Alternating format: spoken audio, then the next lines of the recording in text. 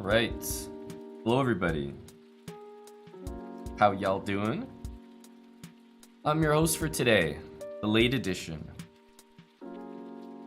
And there's about a minute and 45 seconds till we start. Thought we may as well jump on a little early here. I see the top seed is about 3,050 right now. Misha Nick. And I'm looking at this top list here, and I see some familiar names. Hans Niemann, Fabiano Caruana, Jan Nepomniachtchi, Jaspem, of course. Jose Martinez is all over the top of these standings usually, before and after the event, and that's the difference. Being high rated in Title Tuesday doesn't always guarantee you finish at the very top, because there are lots and lots of upsets. As far as the highest rated non-GM, it's actually Valery Sviridov that I see right there. 2987, National Master. That is a strong player. So, yeah, we got about 30 seconds here, but for those that don't know, thought I could flash this graphic for you so you're familiar with the fact that we're going to do 11 rounds today. It's going to be 3 minutes plus 1 second increment. And this is the second of 2 Title Tuesdays. So every Tuesday, not the first Tuesday of every month, but every Tuesday there's going to be 2 events, 8 a.m. Pacific and 2 p.m. Pacific. You're watching the second one right now, February 8th. And yeah, let's get ready for round 1, guys. Just seconds away. Got about 300 players in this tournament. Let's have a look. It looks like last minute entry was Nihal Sarin at 31:42. So I'm just gonna flip the board over there to his perspective. And let's have a look here. 97, pretty standard idea. Play c6, bishop back, knight g6, and maybe even d5 later. But yeah, it's up to everyone in the chat. We have 11 rounds ahead of us, a couple breaks, and hopefully some exciting chess. The last Title Tuesday I covered certainly featured that. But with with guys like Hikaru busy playing in OTB events, the door is slightly more open for some other players to get a crack at that first place. Because the last week when I commentated Title Tuesday, he won both events. He won the early one and the late one. Pretty crazy stuff. Okay, now as for the game, we have a big time lead opening up here. As I mentioned, bishop back, d5's an idea. If bishop g5, he'll be playing h6, I think, straight away. Yeah, h6 is just one of those nice prophylactic moves. You don't want to deal with bishop g5 in a lot of lines. So, for example, if you don't play h6, let's say you play d5, bishop g5, and if you guard the pawn like this, then if white takes it, you can't actually take with the queen because you'll lose the center pawn. So what looks like a good move, gaining the center, falls victim to bishop g5 because now I'm threatening to get rid of your knight, which defends that, and to take it back the way you want, you have to get rid of your queen, which defends that. So h6 was played for that exact reason. Now d5, and I think it's fair to say that black has definitely equalized at the opening. I mean, he's the one with the center here. But white's position is not bad by any stretch. Definitely not like Julian can be complaining here. But yeah, both sides sort of getting the rooks to the center. And finally, we see the first decision. It looks like it's going to need to be bishop takes d5 so that the rook uncovers itself from e8, defending e5. And now if bishop takes, then, well, there's actually a nice choice for black between pawn and knight. I would expect pawn takes to get the whole center there. Yeah, NM is National Master, so while both players have a title, like, NM, GM, the titles certainly denote, vastly different skill levels. So definitely then the GM is favored here. Is it going to be knight f4? I believe it is. So queen g6 is a dangerous idea to keep in mind. And did white just not keep it in mind? That's so strange that it really does look like it was missed, yet g3 has to be played. Takes, and okay, this is loose, but hang on, there's also queen h5 now. Yeah, no, this went south very quickly. Queen h5 he overlooked, and then he played king g2 quickly. And now after queen takes f3, everything is looking wrong. Queen h1 is an idea, but now I think now I think this is trouble. So bishop to b6 is an idea. We'll see how he prosecutes this one.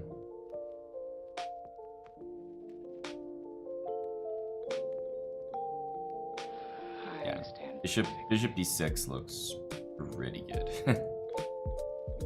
I think he's gonna go bishop d6. Basically, the queen is in there, the rook is active, and rook d3 was played to win that pawn on e4. But this bishop's not doing something. So bishop here, a5. I was thinking something like check. I was thinking check and bishop takes f2, but then the rook would be hanging, so it's not, you know, immediately simple. White's gonna have to play queen e2, but he didn't want to do it right there because he would have got mated on h1, so that's why white played king g1. This is definitely the intended next move. And rook h3. Ooh, thought maybe rook h3. That's a funny little triangulation, if you saw what happened there. Okay, well this is the idea. And I think black can give all sorts of checks here just to pass the time.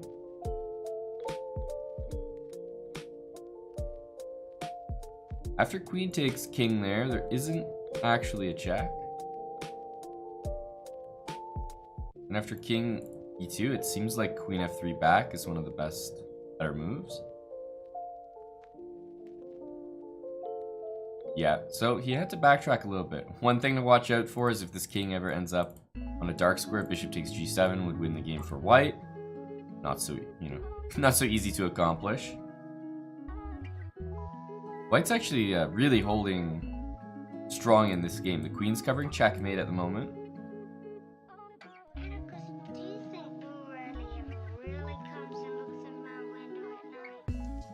So this is so that if rook takes, there's queen g4. Man, this is pretty impressive.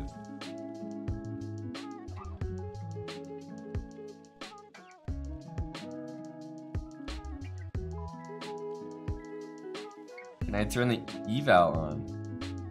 I'm not sure I can, actually. I'm not sure that I can do that. It goes against all my morals. I think one of the best ways to learn and watch chess is without the evaluation bar telling you exactly what's going on. Forces you to actually do some real thinking. So over at the Chessbro channel, whenever we're watching any game, top game, just a game between viewers, I always like to have the eval bar off. And apart from obviously being the best way to learn, that means I can say whatever I want and I'm never wrong. All right, let's get another game on here. Wow. So Nepo has the black pieces. And there's no way, I mean, he should really be losing this. King F1, dude. No way he wants to draw here. So he's not taking this because of rook h2 every time. And that's a draw. You're up a piece, man. What's going on here? That's crazy because you can even lose this pawn and run your king over here. You're never going to lose the game. It's like impossible when you have this many pieces. Wow, Nepo is going to be actually very happy. I didn't see how the game went, but he's going to be very, very happy too. And guys, Nepo and Fabi both drawing. Unless Fabi does something ridiculous here.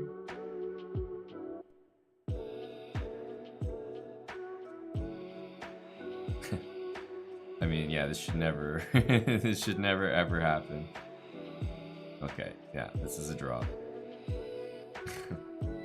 Wow, 2 draws there for, I mean, easily 2 of the front runners, right?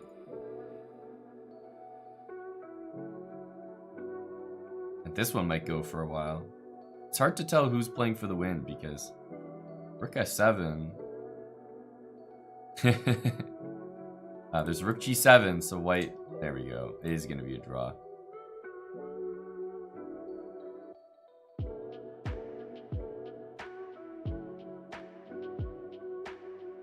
Jeez, well, that was an exciting first round. It's still going. I have a feeling this one might be the last game playing. Yeah, it is. This is the last game. You get to see some real high quality technique here.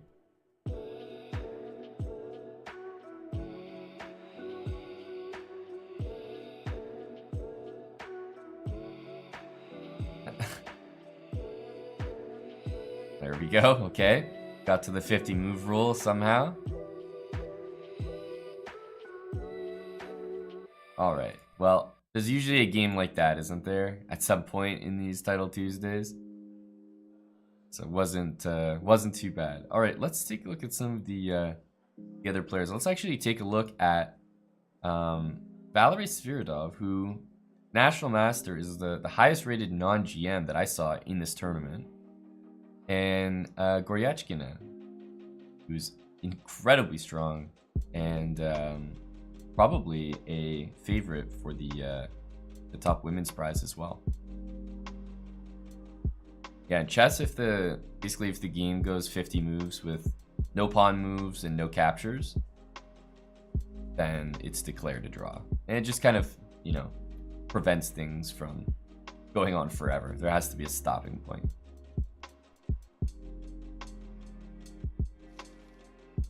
Okay, so yeah, I thought we'd check in with this game here. 2 Russians.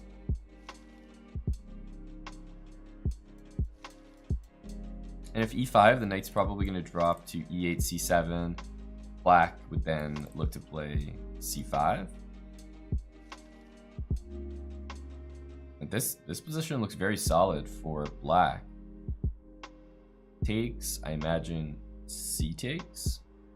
Black would probably like to do this, but the bishop hanging here means it's not quite possible. However, this bishop does not look better than that bishop, so that's exactly why I think white went for this plan of number 1, maybe knight f5, because the bishop's still loose there, and number 2, maybe g4 to try to take that piece.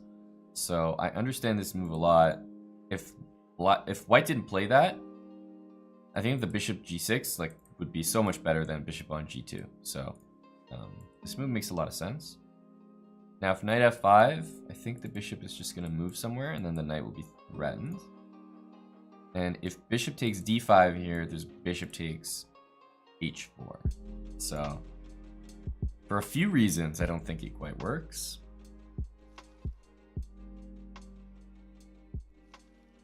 Yeah, Pranav is in the tournament. I did see him there with the IM title. Okay, and I think white's actually done a pretty good job playing this game so far. Because he's kept the 2 bishops. You know, black's position isn't bad, but you know, white has some easy play as well. Queen e2. White's going to reroute the bishop to d3, probably go king g2, h4, queen e2.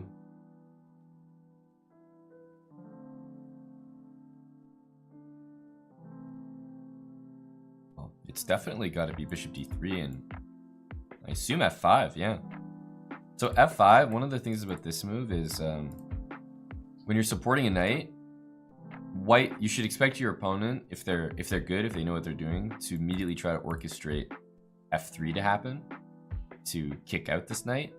And if there's a pawn on g3 that's not supported by an h-pawn, f3 is a really difficult move to achieve. So you'll see here that white's probably going to go for something like knight e2 and f3. Yeah, because he wants to defend that. Black might even consider queen c7 here to stop that.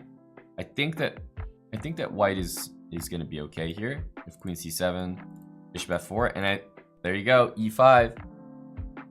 Gotta make a very committal move here.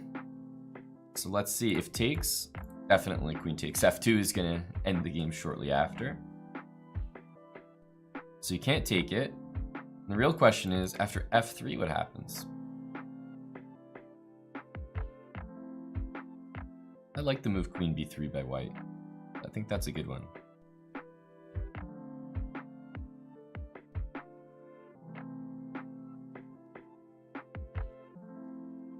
Yeah, that does look strong, because black is now making some serious threats towards the king. But the move e5, very committal and loosens up the structure a little bit. It's not as solid anymore. So if you trade the queens, white's saying, okay, well, I'm not going to get mated now that the queens are off the board. And then the structure just favors white, the resulting structure. So takes and bishop f4 definitely comes to mind. f3 can be played, but it looks very suspicious, especially because pieces are not developed yet.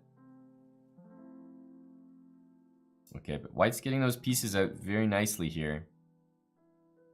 And if rook d8, white can probably take this pawn on a7. It looks so strange, but I really think they can. g5. Wow. Okay, that is a very committal move, as you can probably see. Moving a pawn in front of the king. You can't take those things back.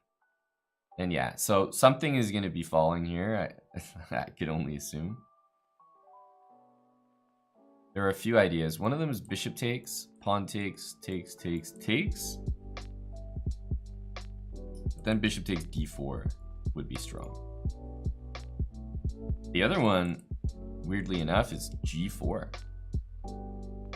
And I think he might go for it. Close up everything. It's possible. This move, very surprising to me. Did not expect that. I think black is going to take. Wow. Everyone's doing surprising moves here. Queen a4 was interesting. He wants to take and put the queen there. King is in a bit of an unfortunate spot because the fact that the queen is there is going to matter at some point.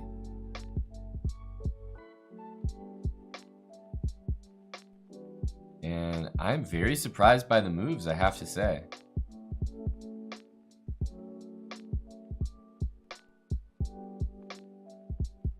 Wow, that queen d6 move, by the way, was very good. Now I'm sure that white's just going to take here and just win the game. Yeah, now white is just better. That was a very, very good transition by white. Wow. That game kind of just ended just like that. That was a little sudden. Okay, let's go in here. What the heck is going on in this game?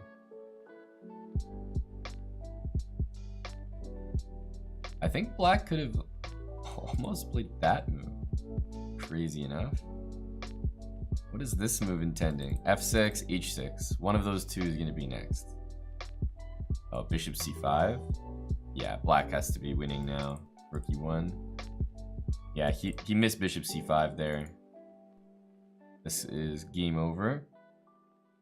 Gotta be.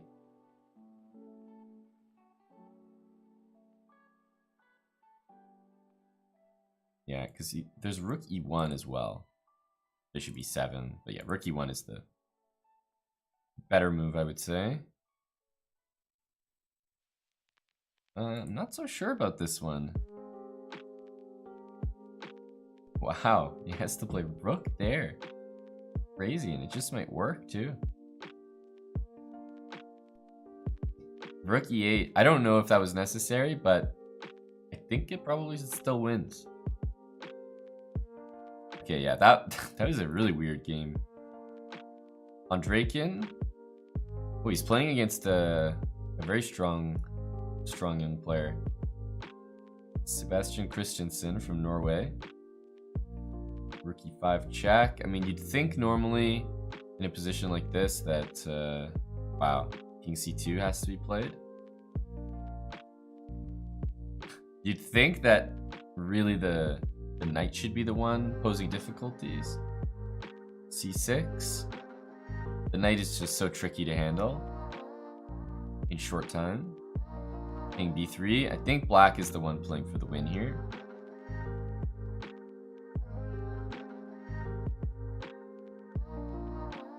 Yeah, because everything's defended, right? This pawn is covered by the knight. And I think black wants to go rook A3 and take that pawn.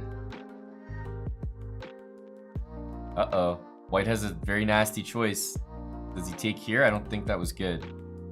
So if I had to give the objective evaluation of this position, I believe that it's a draw. But if I had to say what's gonna happen, I think black's gonna win.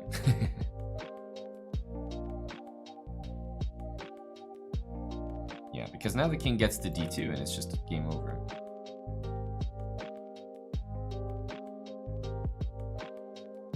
Yeah. I really don't think it should have been that easy.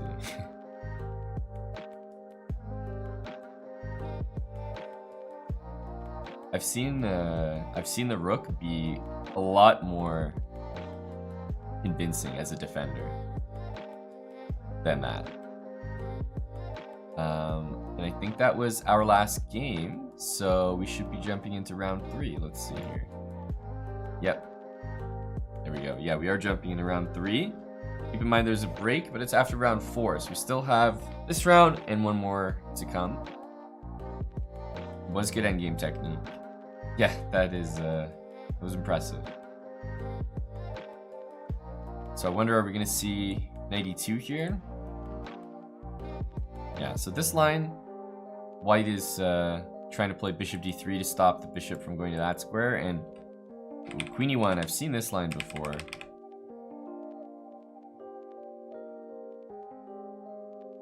Getting out of the pin.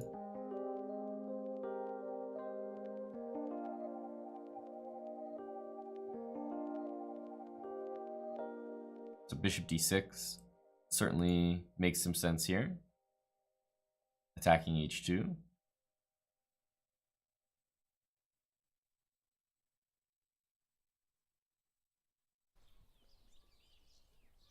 Doubleheader. Well, if you're talking about 2 Title Tuesdays today, yes, this is the doubleheader.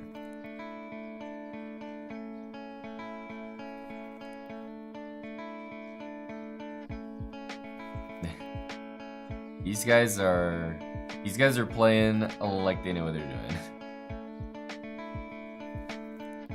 Because a lot of weird things just happened.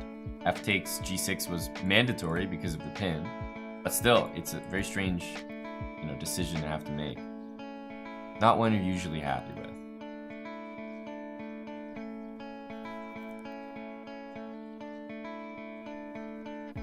Knight h5, bishop takes, knight takes, knight takes e2, king f2, and the knight on e2 is actually trapped. So that doesn't look great. But this has to be okay for white. The only dangerous looking idea is knight h5 for black. But knight d4 threatening to go to e6 looks pretty reliable. Knight d4, knight h5, queen h4, and I don't think there are any tricks there. He's just gonna get out of the way. So castles, queen e6 check, king h8. I'm not sure if that's really bad for black. Yeah, I don't think that was the intention. Now, I mean, queen b6 to be considered. Let's say queen b6, king h1, queen takes, queen e6 check, king over, queen takes d6. Right, that's concerning for black here. So you might just play something like that. Either that or king h8 are probably on the short list. Looks like a good move. I believe the name of the players I'm commentating are just the names that you see here. So Nihal Sarin is, well, this will surprise you, but that's Nihal Sarin. And Kobalia, I believe, is a grandmaster by the name of, I'm pretty sure his first name is Mikhail Kobalia. First name, can't guarantee, but his last name is definitely Kobalia.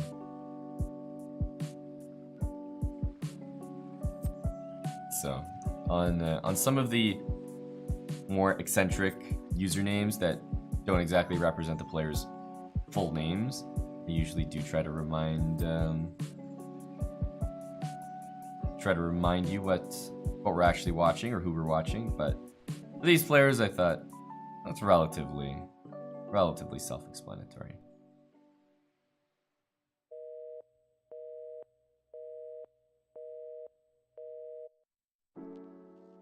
Why are there so many GMs playing compared to non-GM other title players? Well, I guess you have to remember that this is a competition. There are big prizes at stake. Thousands of dollars today. And a grandmaster, simply put, is going to have a better chance of winning than the other players. So they're going to feel more inclined to play.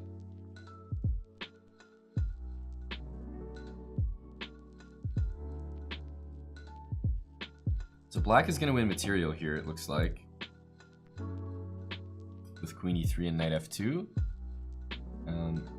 After that, I'm wondering what he's concerned about. I mean, white can play like the knight's in, but I think it should just be good for black. Wow. So, I mean, every fiber of my being, I would play knight f2. I would play knight f2 there.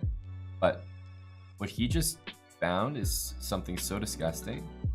Takes, rook takes, knight f2, and now if you take it, there's queen e1 mate. So there's not a bone in my body that wouldn't have collected just a free exchange. And I was wondering why he was thinking so long, because he's winning material for sure there as black.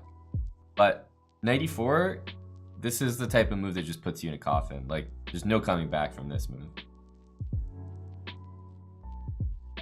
Such a disgusting move. So strong. I have no words for that. That is a gorgeous move.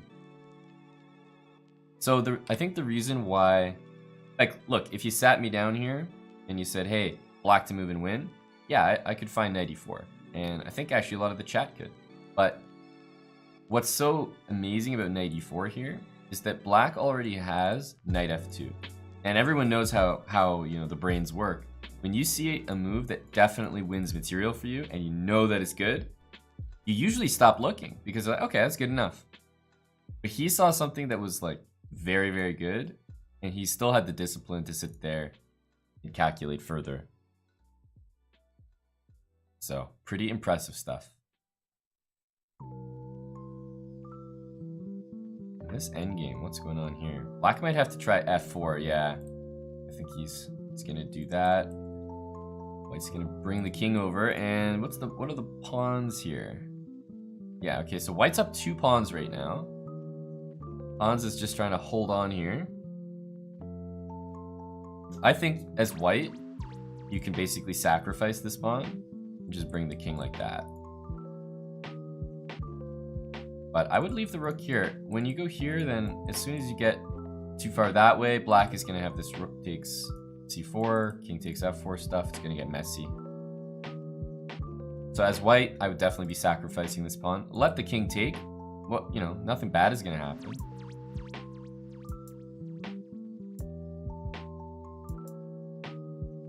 No, he doesn't want to do this because rook takes b2, rook takes on e7.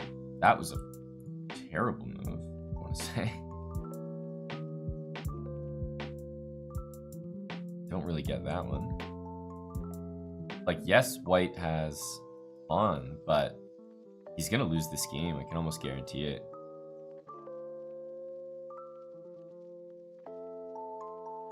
I mean, he has 1 second ticking down. This was a massive turnaround by Hans here. King f3. Okay, this is really bad. Yeah, well, this is exactly what I was expecting. This is game over pretty much.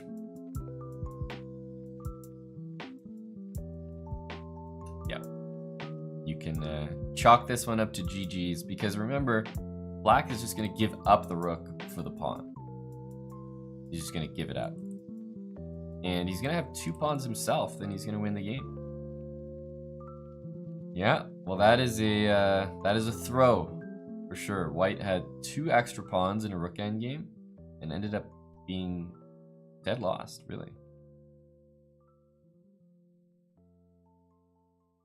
Okay, Hans is doing this in a very strange way to me. I guess he's still winning, but somehow the way Hans played that was very awkward. Either way, he got the job done, so it's kind of like, you know, you can't really criticize. If it works, it works. And it did look like it was working. It just somehow didn't seem like the most direct way. Oh, that's a lot of pawns. That is a lot of pawns, and I think this one is over. Is there another game going on right now? There's one more. This one is crucial here. I think black is just actually going to win this game. Wow. King goes to e5, and wait, the knight's trapped? Knight takes d5, yeah. Okay. Well, that's pretty much it. I think that's going to be the end of our round 3, unless the other game is still going. I think it ended. So we have round 4 coming up. And now I think I will show you guys the just the standings right now, just quickly. 3 out of 3. See a lot of familiar names there, and the list is quite long, so can't possibly see every single player in the tournament. But the ones who are on 3 out of 3 goes up there to 24th place. So we're whittling the field down just a little bit. And who have we not taken a look at yet? How about Krikor? He's playing David Howell, 2 very familiar names in the world of chess, especially chess commentary. Krikor, the one of, if not the most popular Portuguese chess streamer from Brazil, and David Howell has been doing some regular top-level commentary. I didn't actually catch it, call KG this morning. Who won the event, and how was it? It's always interesting to watch Title Tuesday when, you know, Naka can't play, or just doesn't play for whatever reason. Suddenly there's a bunch of new names at the top. Ooh, Shevchenko. Jeez, that's a, yeah, he's a strong player. Funny enough, I've actually played Shevchenko over the board, but we didn't play chess. We played chess 960. It's kind of weird. I played a chess tournament in Switzerland called the Biel Open, very popular tournament, and they have a lot of side events there, so you can play the regular chess tournament. They also have a blitz tournament, a rapid tournament, chess 960 tournament. They have all sorts of side events because it's kind of like a chess festival. It's not just one event. So it's a pretty fun trip overall. But yeah, we played a chess 960 game. I think there was a chess 960 tournament, and Kirill and myself, I believe, finished tied for first in the tournament, and we drew our game when we played. It was a pretty exciting one.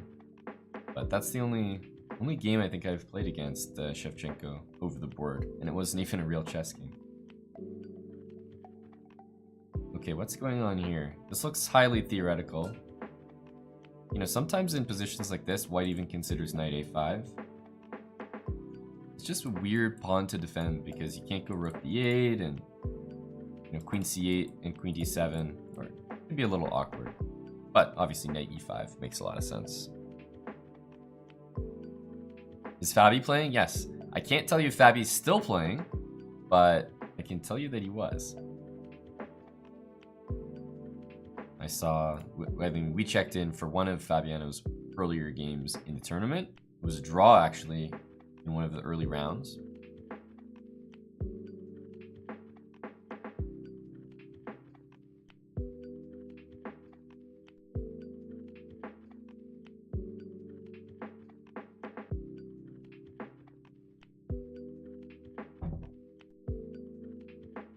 Okay.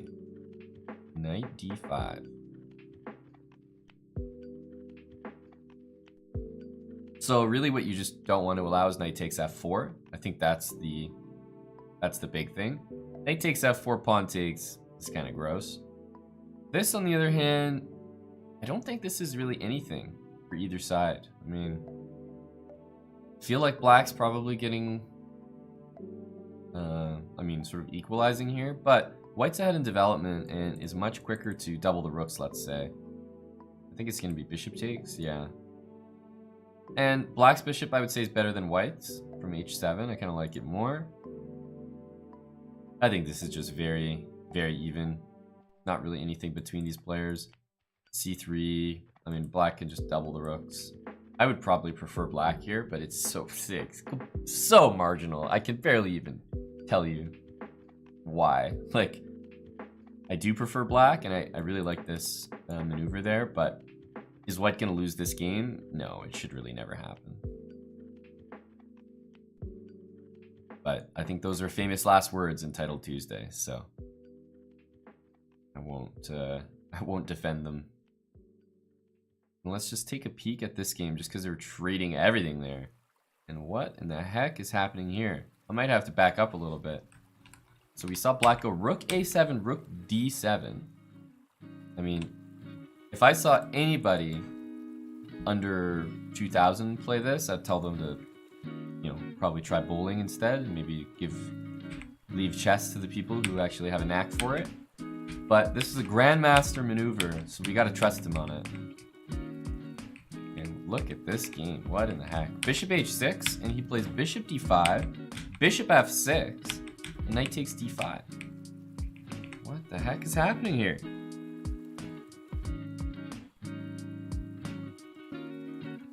And I will just show you guys that last position.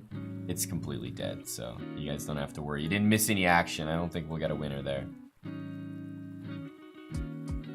And yeah, they just agreed to a draw.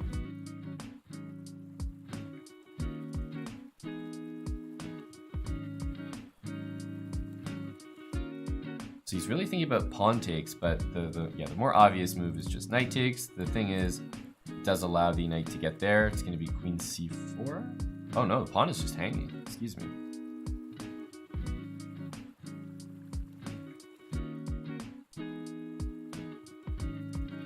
Okay, I don't see any threats with this move. This rook takes d5, but in terms of down here, I don't see anything. Queen c4 makes a big time threat of knight f6 check. So that's why you'll see this move. And I think now if rook goes there, he's going to play a6. He understands, look, it doesn't matter if you take here and win 2 pieces for the rook because this a pawn is going all the way. This looks like a masterclass from Nihal.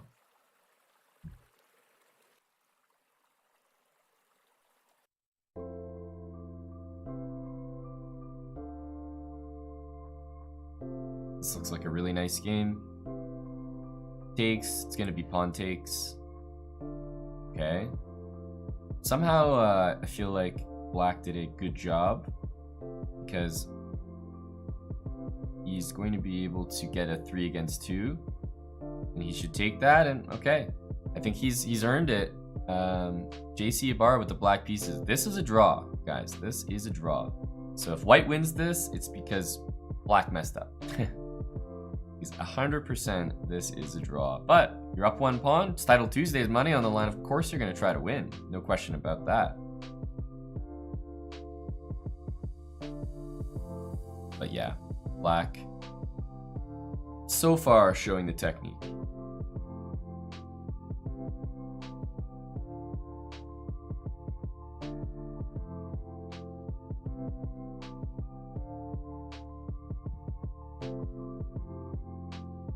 One kind of useful trick, I mean, these guys are going to play, but one kind of useful trick is if this happens, Black can give this check and then go here and basically sit their king there the entire game. And you're threatening to give this check, and if White stops it, you just sit here and wait with your rook. And there's no way White can make progress here. It's just kind of a nice way to force the draw if White ever does that. But White's still trying here. Black, I think he's still defending very well. And at some point, White is going to try f5.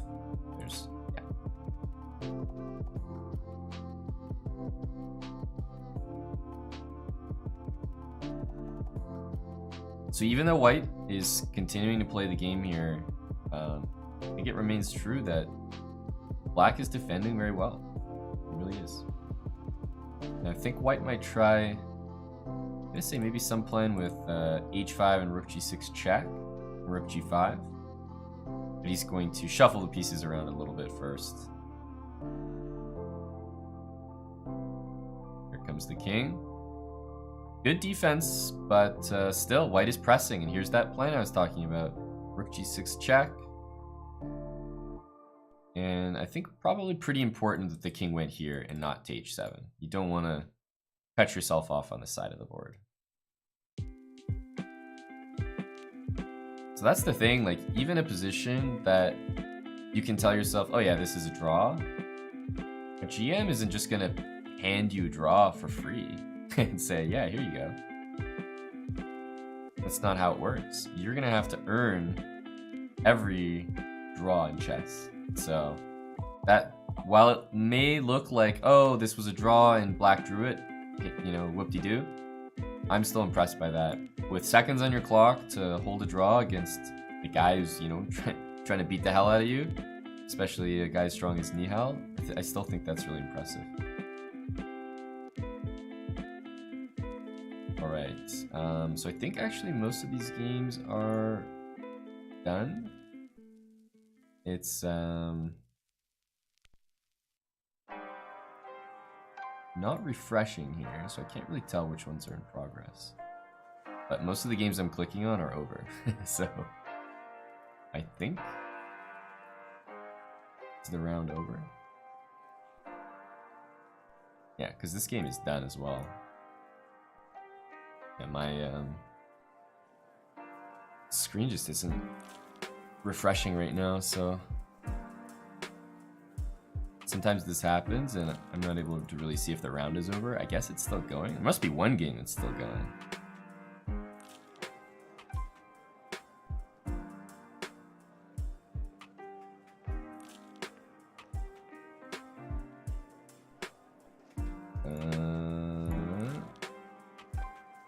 Can't really tell. Yeah, it's definitely a break after the round, but there's still games being displayed on my screen, but I just can't tell if they're over, so I'm just kind of waiting. Okay, looks like it's over. Hopefully my thing fixes itself, but in any case, looks like the round did end, so we're going to take that pretty normal break after round 4. Fair play, check. And for everyone else, a nice little break before more action. We're coming back for round 5.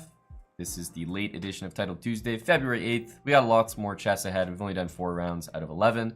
So I will see you guys in just a sec. Stay where you are.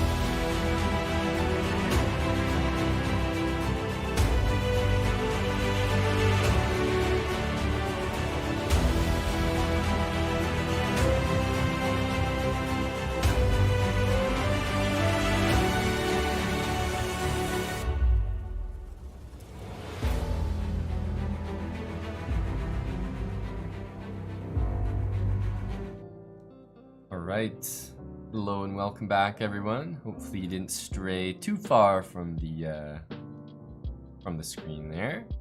And the games are just getting underway. It's good timing. Round 5. There are 11 rounds in this Title Tuesday. And we're starting with a pretty heavyweight matchup here. Fair Chess on YouTube is Dmitry Andreikin. And Sinan Sturov speaks for itself. Maybe not a name that, I don't know, let's just say like a slightly more casual observer or player would know. But definitely the more involved chess fan, especially a fan of top level events, might know this name. He's a very accomplished player from Kalmykia, Russia. And I actually, funny story about him, I actually played against Sijirov when I was maybe 10 years old. I'm trying to think how old I would have been. I think I might have been 10 or 11 years old playing in the under 12 World Youth Chess Championships. And I was very much let's say a late bloomer in chess. So I was not a chess prodigy like there are these days. I sort of improved a lot later in my life, but I played this tournament, World Youth Chess Championship, a very strong event, and I played against Sijirov at that event, and it was the under 12 category. Under 12, so a bunch of kids. You know, and I'm from Canada, I'm just happy to be there. I can't even believe I qualified. I was maybe like, 1,500 or something. And he was 2,200 FIDE. Crazy. He crushed, he annihilated me. He beat me so bad. I played him in round 1 or something. So this is when the lowest rated player plays against one of that really high rated players in the tournament. It was under 12 kids, and he was 2,200, sitting on board 1 or something. This was some serious stuff. So he was strong. He was strong, man. So I do have a rated game against Sijirov in my life. I was a complete tourist, though. It was no match for him. Not even in the same stratosphere. Did I cry? No. Probably didn't even know that I lost. He was offering to shake my hand, GG, and I was like, what are you doing? I remember at the start of the game, I was trying to talk to him, and I was like, hey. And he just didn't really speak English. And so I distinctly remember drawing a soccer ball on my score sheet and showing it to him and pointing at him because he showed up to the game wearing a soccer jersey. And I was trying to ask him if he played soccer. I don't know, man. I was just a kid. Dude, I was 11 years old. I was just there to play soccer and make some friends. He was there to just beat the hell out of me. So we were there for different reasons. This was in Greece, I believe 2004. World Youth Chess Championships in Heraklion, Greece, 2004. Meanwhile, he's certainly come a long way. A very, very established grandmaster. Well established. And the way that these endgames go, I mean, they are so equal. Just to say that to start off. Very drawish tendencies, these Berlin endgames. But it's always impressive to see the strong players able to win these.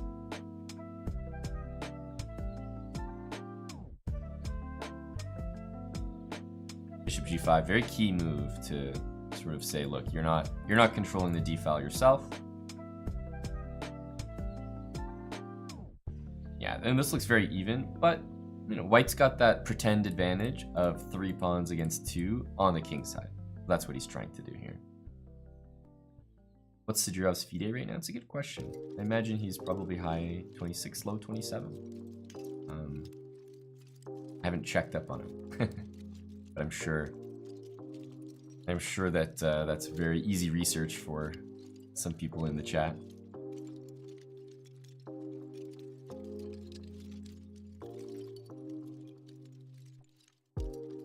Is rook h1 g4 an idea? Well, I like your idea of rook h1 g4 when you know, when the rook was there. But I think after rook h1, black would generally, especially now the rook's gone, would just play bishop g6 to guard the pawn. So I don't think black would be too concerned about that. 2680 FIDE. There you go. Yeah, pretty much exactly what I guessed. High 26, low 27. I know that he's been, pretty sure that he's been over 2700, so wouldn't be crazy to think he's still around there. I'm actually just gonna jump to another game because I see this and this just looks like a draw. So how about we take a look at Bortnik and Nihal? But okay, we got a Sajirov story in there.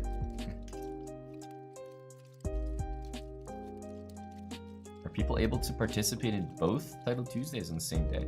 It's a good question, but definitely part of the reason why things operate the way they do with the 2 Title Tuesdays. Like, yes, if you can't play in one of them, it's nice to have another one that fits your time zone, but you can play in both. Nothing's stopping you. And the proof of that is that Hikaru played in both and he won both of them. So you definitely can.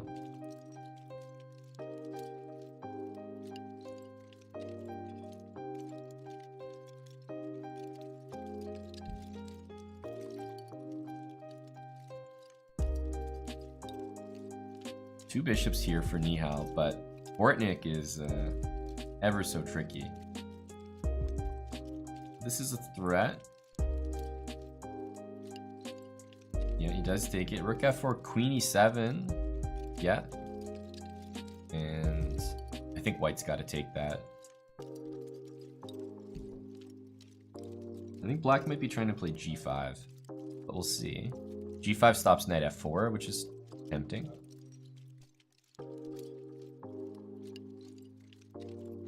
Okay, he does go for it.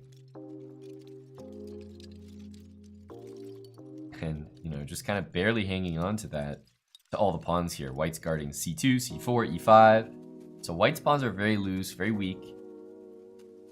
I think black definitely has the upper hand, but it's not to say this is going to be easy. Can we spectate Hans? Yeah, I can definitely keep that in mind.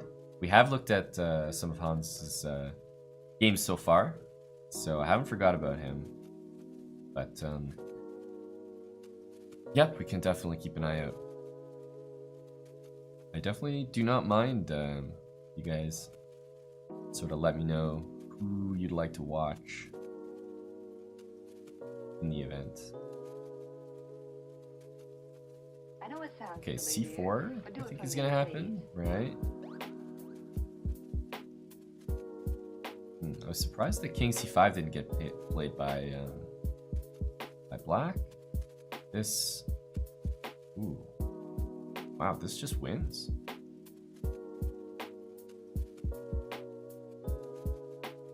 Hang on, now he's gonna have to deal with these checks. This might be a draw. He almost flagged. Wow.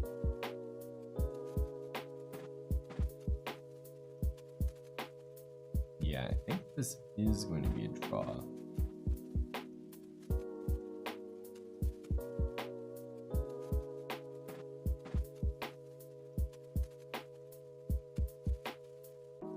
So c4, and really I think someone might flag. I have a bad feeling someone might flag. That's amazing. He just put him in Zugzwang there. But there's no way to avoid these checks.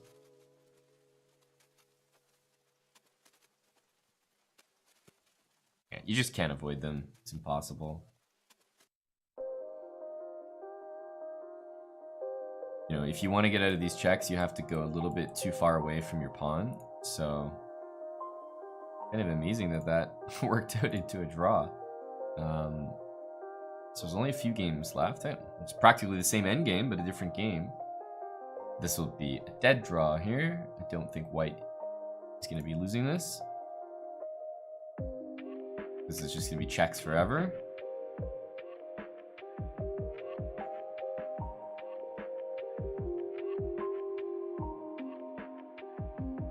And we have our buddy Rui. And I feel like they must have been playing for a while. see if I can investigate. When was the last capture? I think it was a while ago. Yeah, I was just about to say. I was scrolling up the move list, and it was a while ago. The thing is, even on his last move, white has rook takes e4, so white was going to get that draw anyway. And that should be it there. Is this winning? Well, the answer to that is theoretically, let's say everybody's playing perfectly. No, it is a draw. But it is one of the hardest endgames in chess to draw, even though it is a draw. So probably about 50% of the time, somebody wins that endgame. It just happens. It's so tricky, and especially you're usually really low on time when you get to play these endgames, so you have to do it very quickly. So even though, you know, a strong player might know, yeah, this position is easily drawn, I should always draw it, and when they practice and train it, they draw it easily. You know, when you get into the game, the actual situation, it's not so simple. All right, so I've been picking out stories from my past about the players we're spectating. So here's another one. So first of all, white is Konrad Holtz and black is Hans Niemann. So my Hans Niemann story is that coming back from, and I want to say this was maybe 2014 South Africa. So the same tournament that I told you guys I played Sijirov in, it's called the World Youth Chess Championship. I later went to that tournament as a coach for Team Canada. So like coaching some other people. And for example, one of the people who ended up coaching and actually became a gold medalist and a world champion for her age group was Nemo. You've probably seen her stream, aka Nemsko. But anyways, the Hans story is that on the way back from this tournament, so basically a bunch of chess players in the airport, you know, there's tons of chess boards out, everyone's just playing Blitz for fun. And I'm kind of playing Blitz with the, you know, Team Canada kids or whatever. And, you know, I'm beating most of the players there. I certainly wasn't a GM, but I was beating most of the players, and all of a sudden this kid, and Hans is definitely just a kid at this point, he sits down and he kind of starts talking a little trash, and he's really confident. And he's like, oh, do you want to play? Like, do you want to play for money? And I was like, whoa, like, what the heck? Didn't expect that. And I can tell he's confident. I'm like, okay, I'm at a tournament full of like the best kids in the world for their age groups. So, you know, he's probably pretty good. And we play, and honestly, I was just like, lucky I won. So I did win, but I could tell the way he was playing that he was confident, and he was playing like really quickly. So I thought I would lose on the board or on time. I ended up winning. We did not play for money. did not play a little kid for money. But I always remember that he walked up in the airport, started talking some friendly trash, and wanted to play for money. And he was so confident. And as soon as I played him, I was like, yeah, I'm pretty sure this kid's gonna be really good, because the way that he walked up with panache and almost took me out in the airport. I didn't know what his rating was at the time. I didn't know who he was, but he was very strong at the time.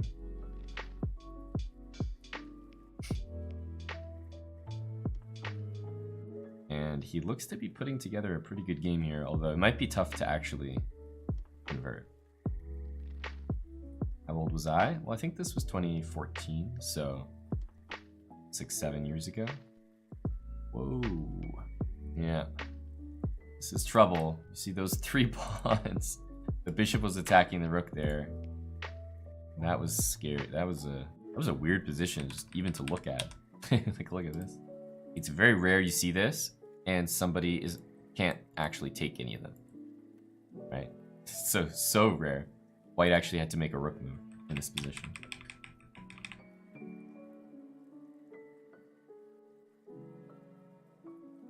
Yeah, I'm born in 92, so about 6-7 years ago, I was young 20s. I improved at chess. Like, I was maybe 2000, 2100 when I was in second year of university. So I only started improving a lot, gaining rating, and taking chess seriously after that. So that's why I always say I was a very, very late bloomer to chess and chess improvement.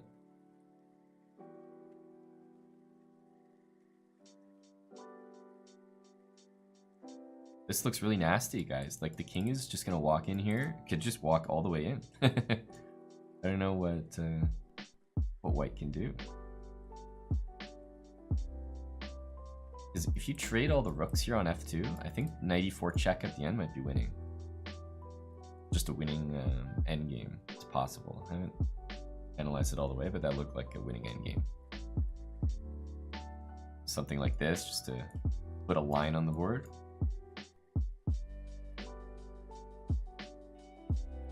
And then this move a5, which just looks like a killer. And now the opposition, and black's gonna outflank and take this pawn.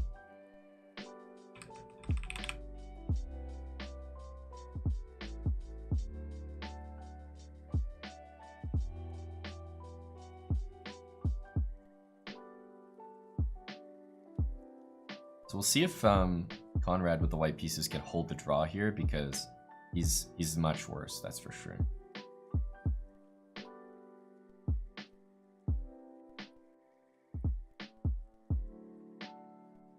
But this, you know, this is happening whether you like it or not. Okay, so definitely going to be rook e7. Black's got to start taking some pawns. But white's going to get to take his fair share as well.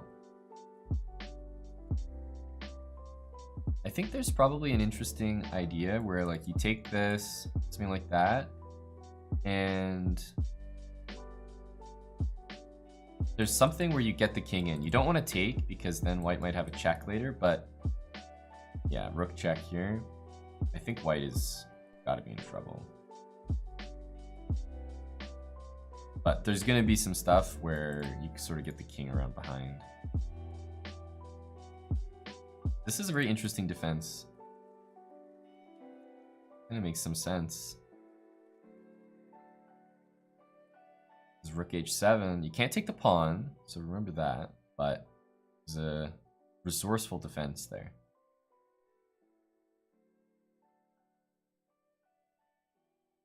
He's got to take on c5. That's forced. And this should be lost. Especially the time taking there. Yeah, there's no way he holds this one. Hello, Kilimanjaro. Do it for the ads. Theo. Miko. Loaves. CM Serious. Salty. Lolly. We got a good crowd in here. Shout out to Aquila and Olympiad. Rocking the mod job. This looks fairly drawish.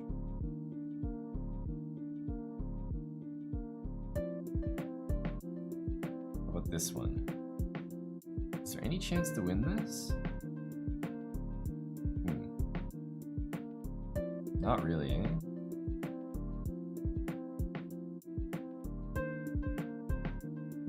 Kind of disappointing as black. You got these two connected pass pawns, but just looks like a draw.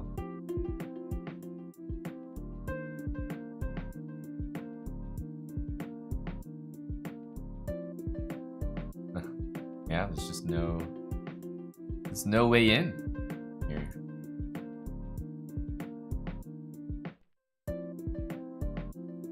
What about this game? This game is also a draw, so all these last minute games, they're all drawn, I think.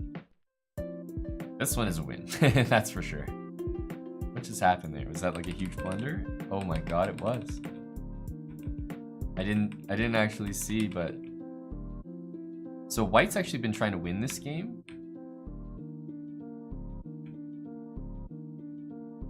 And then he blunders so badly that Black actually queens. And then in this position, he hangs his whole queen with queen d1 and loses the game. Wow, what a back and forth. That's insane. Okay, well, we're on the next round, so I'm not gonna stay here too long, but that is that's something. All right, gonna take a look at these two players here because we actually haven't focused on them at all today. And I mean, look, they're both on they're both on 5 points right now. Sergei Zhigalko and Jeffrey Zhang. I'll also remind you guys these are the standings. So Rasmus Svane right now with 6 points out of 6. So I'll definitely make sure to get to some of his games along with Champ 2005, Nepo, the National Master living up to his rating there. The great score, 5 out of 6. And you guys get the idea. So lots of strong players. We'll stick with this game for now.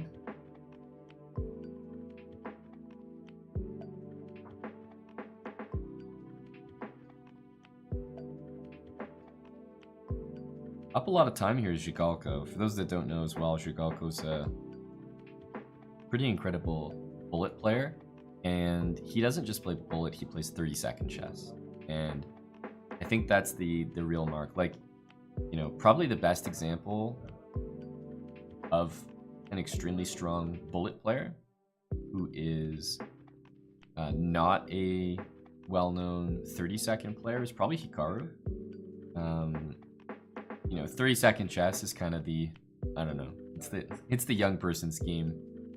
But Zhigalko, he really loves playing 30-second chess, and he's really damn good. He's really damn good. So that's one thing about him is like he's not only very resourceful, but you can find these moves very quickly as well. So he is a strong speed chess player.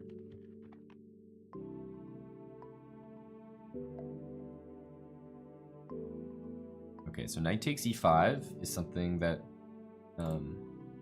Jeffrey has to bear in mind, which is why he moved the queen. Now, bishop takes d6, queen g6 is the idea, threatening checkmate, and also bishop takes d6. So I feel like Jeffrey is at least a little bit comfortable here, kind of knows what he's doing.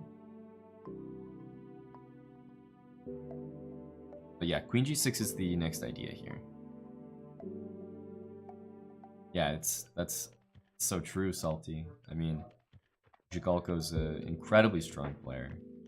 And, you know, he loses to a stronger player than himself, 10-0. And the same thing goes for everyone. Like, I think there's always someone out there that could beat you 10 straight games.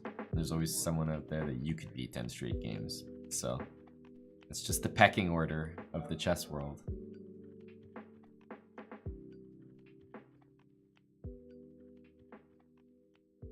I've been talking about knight e5, and it really looks like a, you know, something like this, kind of regular move. It looks like one of those moves that's very easy to miss. Just that this bishop is actually right there on the doorstep with that pin. And, okay, not that Jeffrey missed this, but after pawn takes e4, knight takes e5, Zhigalko decided to play. I wonder actually if queen e8 is a reasonable move here. Yeah, he defends the pawn that White was going to attack, and actually the knight on e5 is kind of trapped. It's like a very weird trap, but there's no squares available. I think Zhigalko overlooked queen e8, which looks like a very strong resource.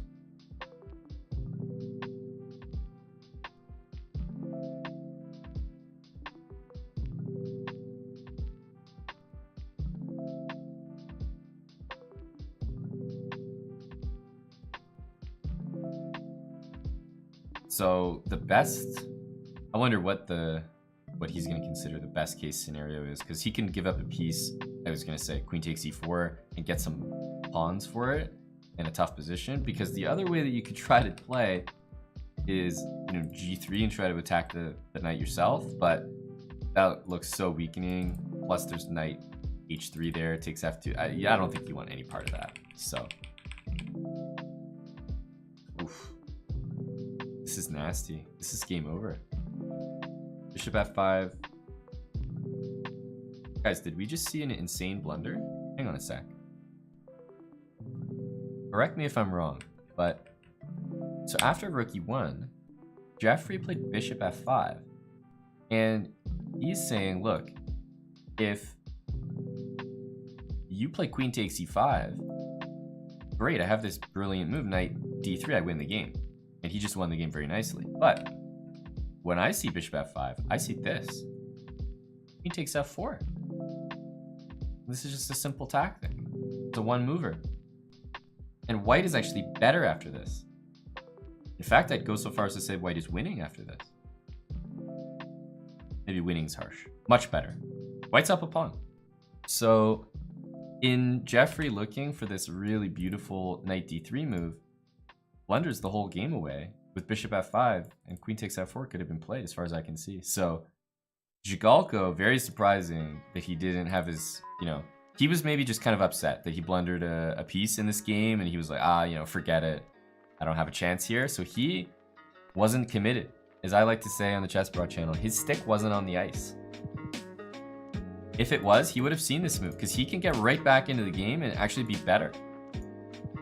So a huge missed opportunity there, a huge blunder from both sides. Jigalko blunders a piece, Jeffrey blunders it right back, and then Jigalko blunders checkmate instead of taking the free piece. So pretty crazy stuff, even at the very top level, guys.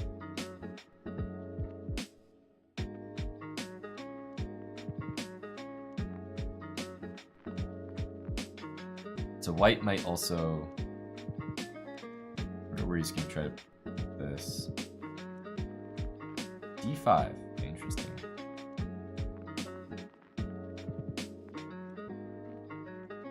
Maybe king e5 here? Could try this. Knight f7, king d4.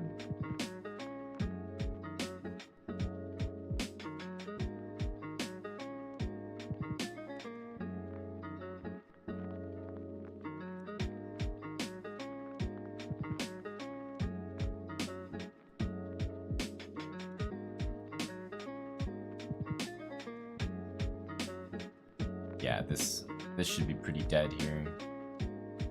King d4.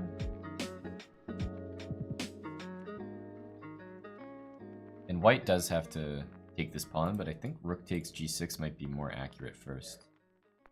Okay, he decides to just take, and I think he's going to go right back there and take all these pawns. White's going to have 3 connected pass pawns on the king side. Should be enough. If you're black here, I think you have to start running this pawn. I don't think this is going to do it. No, black's dead now. I think Champ 2005 is going to win this game.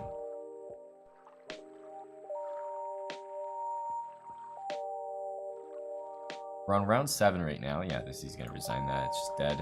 Round 7. So we have this round and then one more. And then we'll be taking another break. Caruana is in the middle of a crazy game here where it definitely looks like he's worse. Those 3 pawns are worth a lot.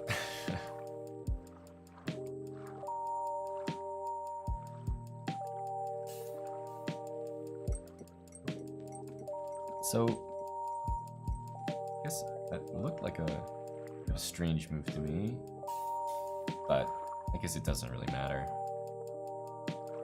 King h8 and g8 equals queen. Abby is going to resign because that pawn is also going nowhere. The bishop is covering it on a2.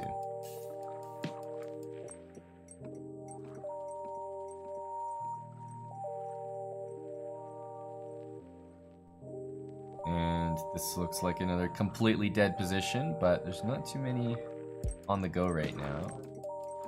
Yeah, these are all done. So here we go. This is probably the closest game that's still ongoing.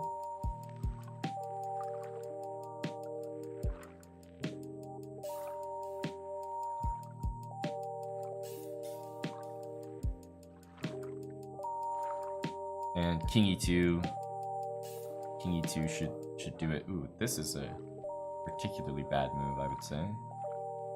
If the king was still here, then, like, you know, for example, it looks like you can struggle a little bit harder. Black's winning, but let's say you can struggle a little bit harder by going here, I think. So that at least if king there, you can play king here.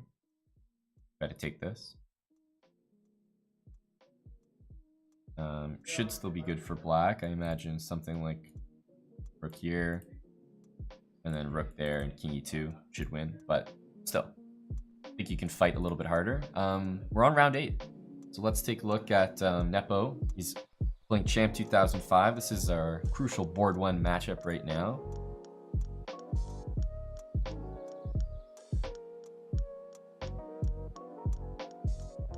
So these guys have the exact same score, by the way. Champ 2005 and Nepo. And Champ 2005, by the way, I believe, I'm fairly sure, is Grandmaster Raunik Sadwani. Our national master that we've been monitoring. Very strong player. He's at 6 out of 7. And he's got a 3,000 blitz rating after some wins in the tournament. So he's been killing it.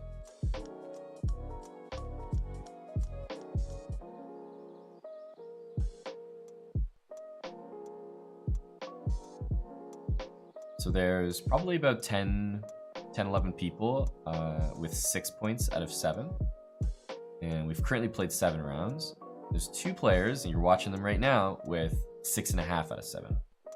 These are the 2 leaders at the moment. And the line that they're playing right now is kind of an interesting line where you can probably see white is up a pawn. But black always has a long-term chances with this bishop from b7. That's why white has played f3 and e4. He's really trying to blunt that, the scope of that light square bishop. But when you have a fianchetto like this, the fianchetto setup is very weak if you don't actually have the bishop, right? So white's lost the light squared bishop, and that's black's compensation. So it's an interesting imbalance. Here comes a cheeky threat there, bishop a6.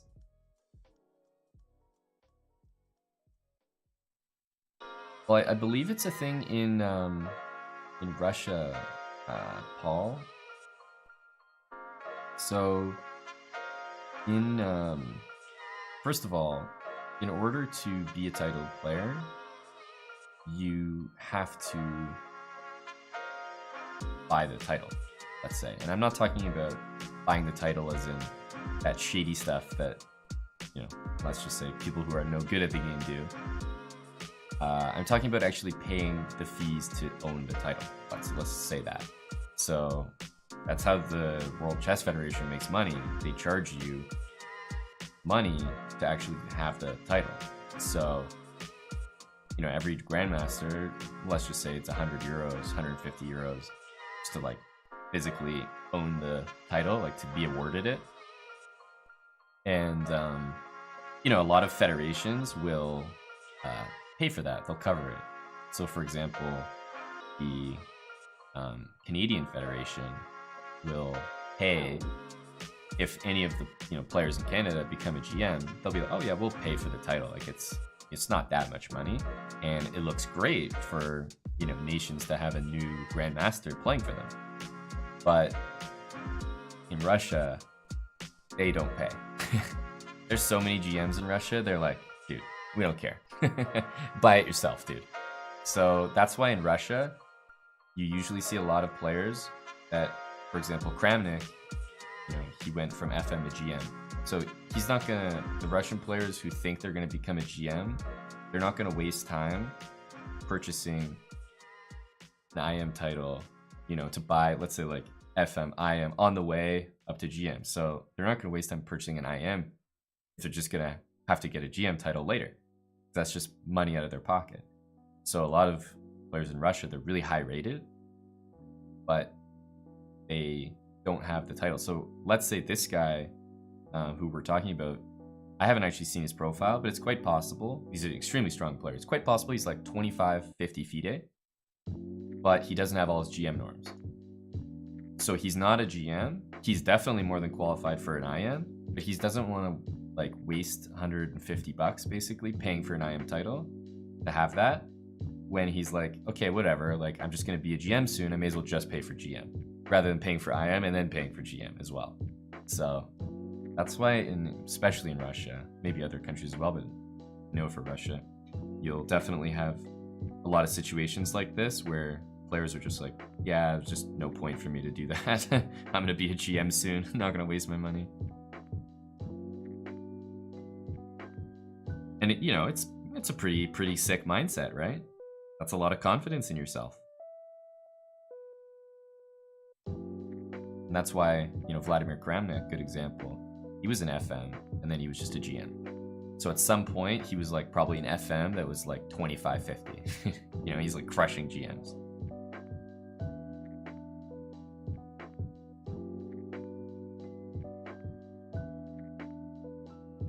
Well, he might not be chilling, Latimal. Remember, I said that, somebody who's confident in himself might say, oh, I'm not wasting money on IM. I'll just see if I get GM. But remember, he could never become a GM. That's possible too. So let's say he never becomes a GM. Maybe at some point later in his life, he decides to buy the IM title and say, look, let's say I'm done with chess. May as well buy the IM title to represent, sort of my achievement in chess. But he's sort of going to stick it out until he maybe gets GM to save the money. In the meantime, that was a fairly uneventful game.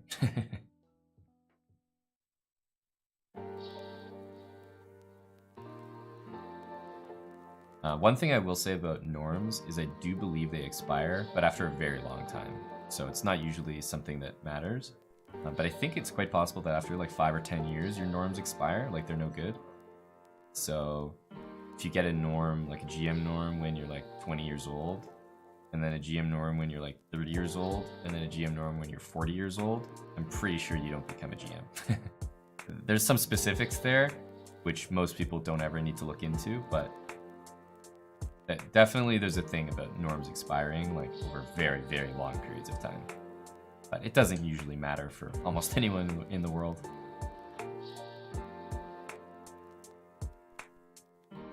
And these rules change from time to time. Like, these rules get updated and changed, so they haven't always been the same like this. Exactly. Evil Queen. That's the reason the chat's not GM, right? Everyone's GM norms expired? Chat would be full of GMs, but unlucky, eh? Everyone's norms expired.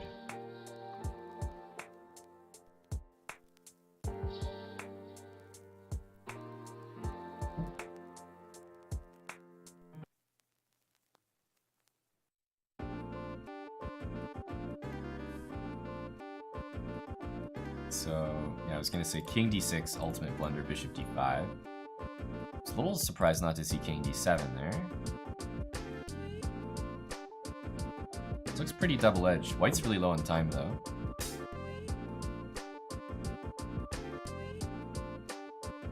Definitely Funky Monk. It depends where you play, right?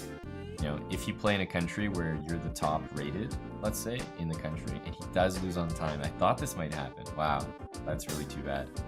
If you're the top rated in the country, you might get a lot of support. So let's say that you play... let's say you play for a country that's not really known for having a lot of strong players. So, for example, Canada. Seriously. So let's say you play for Canada and, you are one of the top, like, 10 in Canada. You're not going to get... There's not really a history of pretty much any Canadian players getting support from the government. There's not a chess culture in Canada. So the government wouldn't support it, and the Chess Federation wouldn't support it. So there's little to no support in Canadian chess. Whereas in Russia, it's sort of like culture. In Azerbaijan, it's the culture. Like in Norway, it's now the culture.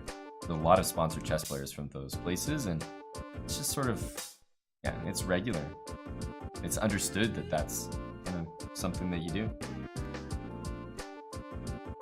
But somebody who's top like 50 in Russia, who's maybe 300 points higher from someone in another country like South Africa, might get no sponsorship, even though they're 2,700. They might just like, yeah, whatever, we don't care, dude. We've got like 20 people better than you in Russia, even though you're like a 2,700 chess player. Whereas somebody who's 2,250 in, from South Africa, let's say, will get tons of sponsorship because maybe they're the highest rated in South Africa, maybe the highest rated in Africa. There's all these like distinctions. So definitely sponsorship is not just based on rating, but it's usually relative to where you are.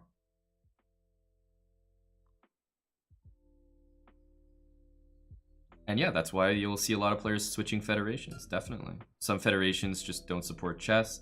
Some federations don't support players when the players have, let's say, differing political views. So that's very common, let's say, in Russia. Basically, if you're not Team Putin, you're not going to get support as a chess player.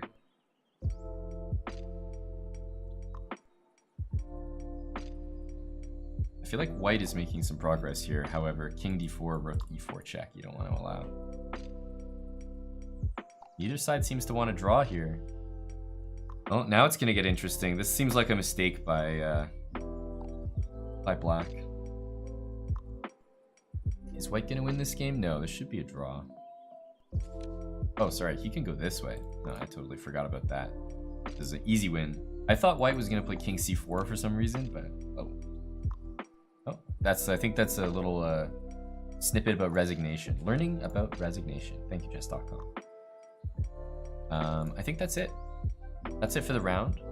So round 8 is over, which means that we do have another one of those 5-minute breaks. Fair play check. Round 8 just ended. We have the money rounds, as I like to call them, coming up. Rounds 9, 10, and 11. 3 more chess games. And I will just show you guys the standings here.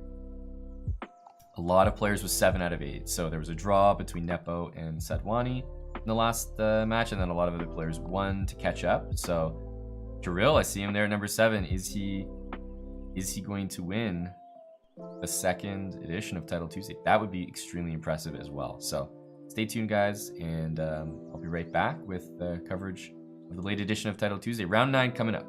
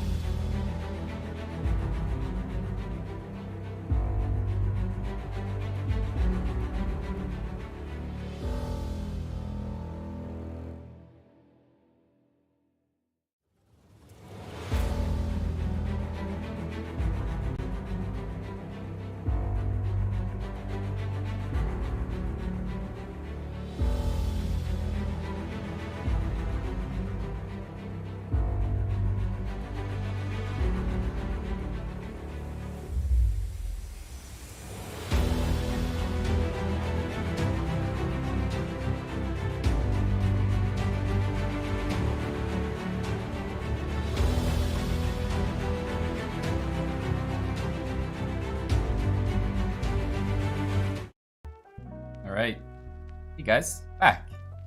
Haven't started round 9 yet, but just about to get into it. Hopefully you guys have been enjoying Title Tuesday. I've been going on some rants today. Not rants. I've just been yapping today, so. Just trying to interact with the chat. Keep it fresh. Been telling a few stories today, but if you guys have any questions, I'm happy to answer. Anybody that you guys are cheering for that I haven't really focused on their game at all? So I'm definitely going to take a look at this game right now. We have Mamedyarov with the white pieces against Shevchenko with the black pieces. And Shevchenko is, he's the winner of the early Title Tuesday. And my god, Mamedyarov playing g4. Knight c3, knight f6, g4. I'm here for it. I am here for it. Okay, wait, isn't... What's going on here? So white has the whole center from playing g4. How the heck did that happen?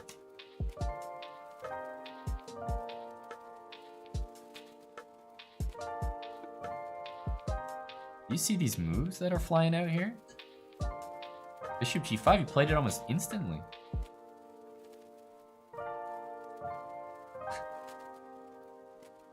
This is some theory, some theory from Azerbaijan.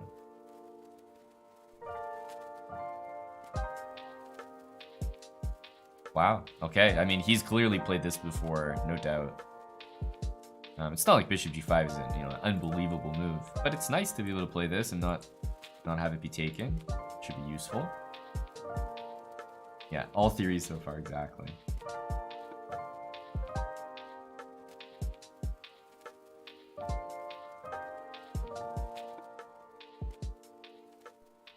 Yeah, preparation for sure. Is it going to be Queen F3, I wonder? Knight F3. Keep the pieces on the board. Well, I imagine, H6 is a tempting move, Knight C6, Bishop E7. I feel like H6 is going to get played. Like, H6, G5 for black kind of makes sense to me. What is Queen E2?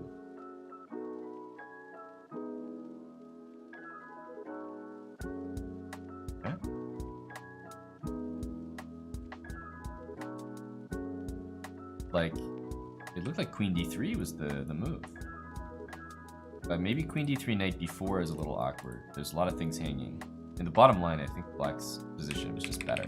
But Knight D4 is like game over on the spot. You're attacking two things.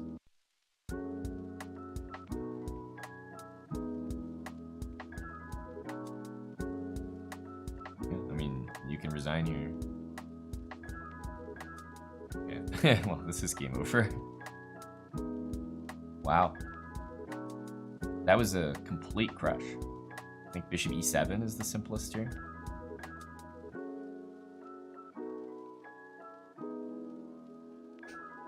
He's up a full rook. It's not even worth staying on this game.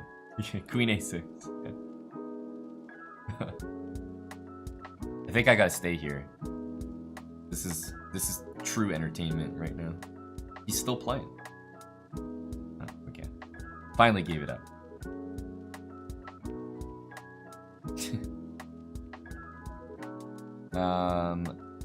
Let's take a look at Pranav. I haven't checked out Buddy Pranav just yet today. Let's see one of his games. He's up against Zhigalko. They both have 6 points. After his win, Shevchenko is up there with 7.5 points out of 9. But a lot of players have 7 out of 8, so we're waiting to see the results of those games.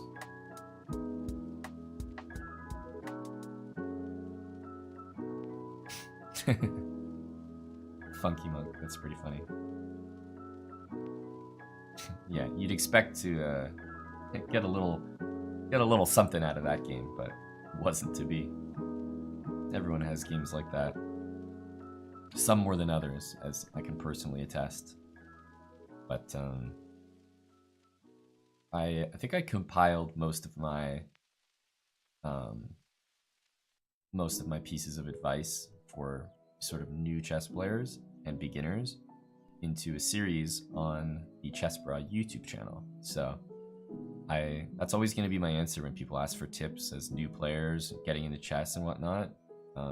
Check it out. It's called Building Habits, and it's a series I'm pretty proud of, and I think it's going to help a lot of people who are, let's say, brand new to chess, or really any rating up to sort of 1700. There's different levels to it as it progresses up the rating chart, but specifically to players who are like, 400 or 500 elo, maybe just started chess.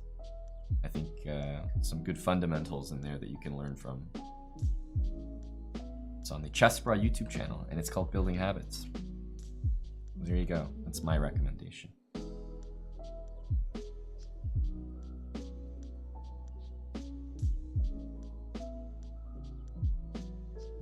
Just subbed? Hey, thank you. Yeah, we release some regular content anyway, but you'll particularly enjoy that one, I think, and I hope it will be useful. Meanwhile, in this game, it definitely looks like Shigulko's doing well. There's back rank issues for black. And there's loose pawns everywhere. But if rook takes here, I think rook takes on a2 might be the consideration. Is he gonna do that? I think, because rook b8's not possible. It's very scary. And if bishop takes here, you take with check. So I think he was really thinking about that. Now White's gonna play a3 in all likelihood. But okay, a3, black's gonna get some counterplay on the d file. Not so simple.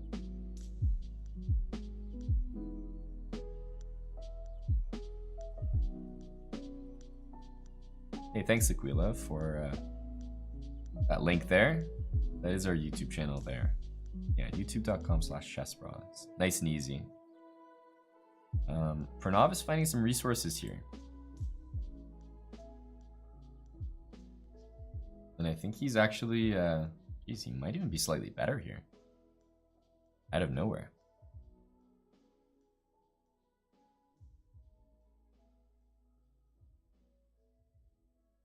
Okay, the king surely has to join the game. Wow. Yeah, I guess that does work. Okay, king h7, gotta be the move.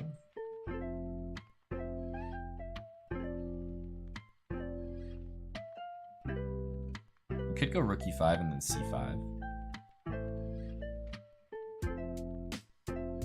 I think he's gonna go c5. No, okay, rook e6, that makes a lot of sense. But Pranav's definitely the one playing for the win here. Chess Dojo. Hey, shout out for the raid here on the chess.com channel. We're just wrapping up this Title Tuesday, the last couple rounds. This is round 9 at the moment, and 11 in total.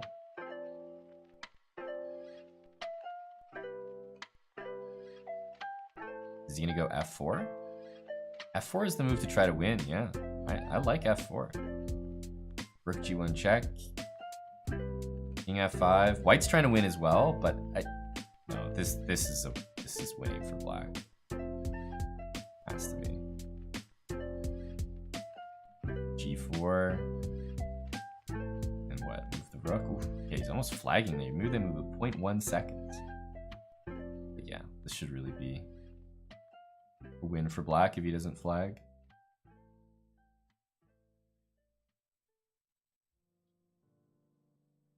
Oh, he should have taken that pawn.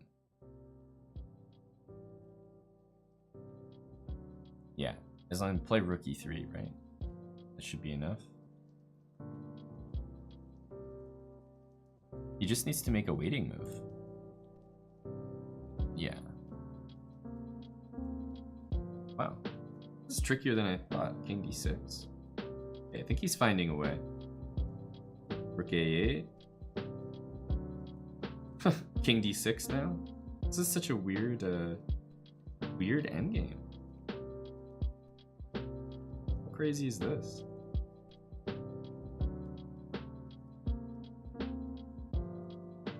I'm just kind of stunned right now.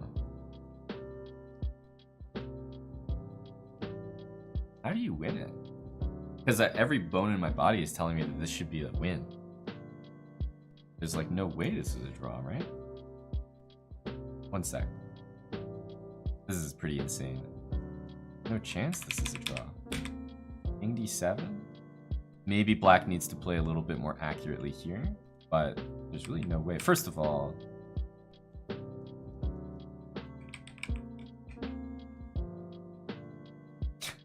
this is like kind of unreal.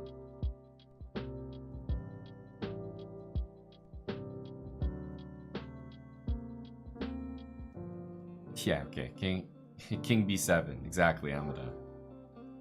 Well spotted, sir. So, I know the next round has started, but I just found this particularly interesting. I'll get to the game in just a sec, but king b7 looks like a nice move because what white is not doing is queening because he knows he loses this position. And if now white goes forward, then you can check and the king goes in front of the pawn, and that's no good. Now you can go here and sack. And then if the king goes up the board, you can actually go here, and now you can't even make a queen. So let's get the next game on. We're in round 10. There are some serious games to be played, but yeah, that was just so weird. For a second, I was looking at that, and I was like, yeah, I mean, every bone in my body is like, this is totally winning. There's no way it's not. But for a second there, I couldn't realize why it wasn't.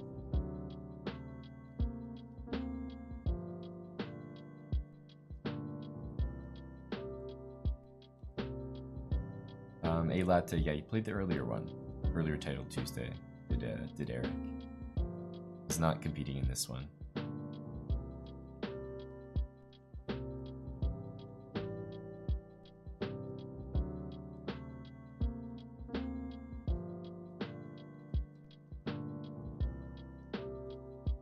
This is a pretty classic example of, two bishops. A5 is hit here. Knight d7 can be played. A4 can also be played, but I'm not sure you want to allow things like bishop a5, so I understand knight d7. You are absolutely allowed to compete in both Title Tuesdays, and there are a lot of players doing that, including, for example, this guy right here, Will Shevchenko. There are a lot of others doing it as well, but I say his name because he won the first Title Tuesday, so I know that he's been playing in both. That's a fact.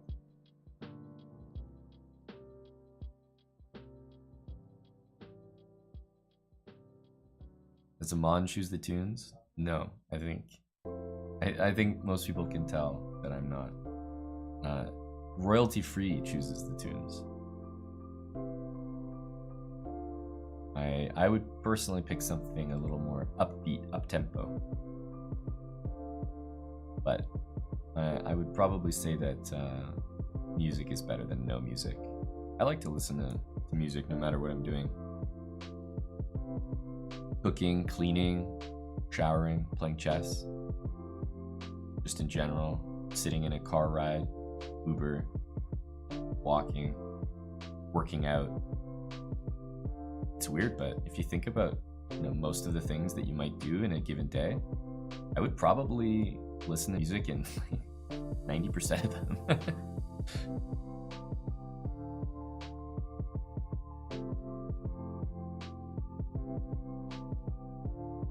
So there's a loose bishop on d5, but the knight just doesn't have too many useful squares to go to, and especially after knight e5, it doesn't have anywhere to go to because it would be dropping the pawn there, which is crucial.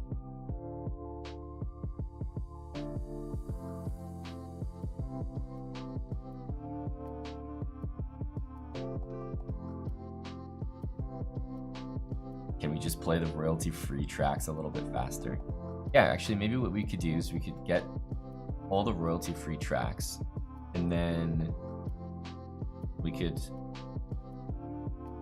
maybe get a DJ to speed them up and add a few beats to them, and then they wouldn't be royalty-free. Such is the conundrum.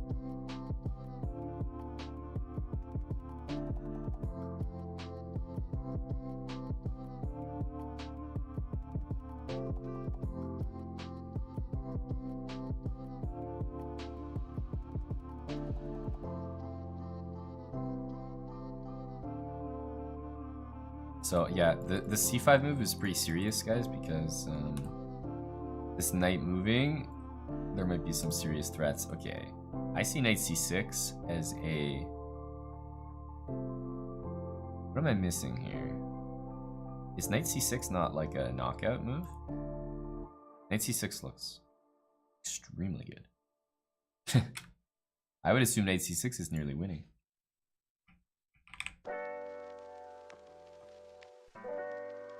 I mean, knight c6 just threatens the e7 pawn, the queen, and if you take it, bishop takes, and you're hitting the rook, so it just looks lethal. But yeah, c4, c5 is pretty killer as well. I think the thing with Kirill is he might have just seen that, hey man, my c5 plan is good and strong, and it's gonna win the game, so I'm not gonna switch it up and go for knight c6, even though I think knight c6 was totally winning. That was particularly interesting, though, that he decided to take with a rook and not the pawn. Very interesting decision, and as a result, he's won that pawn, and yeah, black pretty much has to do that, because white was about to take and take on f7. And if black survives this, that'll be impressive. Does this move work? Not quite. Not quite. So what's the knockout move here? I mean, there's bishop f7 and queen takes f5. Okay, he's gonna go for it. It's pretty killer. Yeah, and he wins the rook. I can tell you guys, the way Shevchenko's playing right now is like he's gonna win 2 in a row. He is like really in form, I have to say. Nepo here absolutely needs a win, by the way, in order to keep up with the standings. I suppose a draw is not the worst result, but I think he wants to stay ahead of Shevchenko. And by the way, this National Master, he has some of the best tiebreaks in the entire tournament. So if he wins, he's the favorite to win the tournament by far. We're in round 10. There's only one more game after this.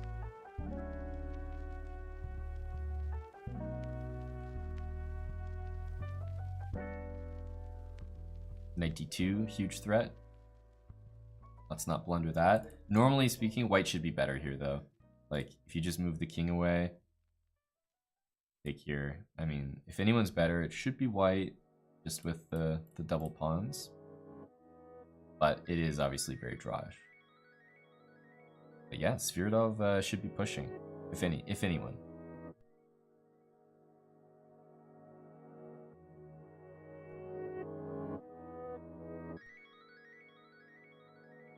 Okay, knight d4, threatening to win the game. Doesn't fall for it.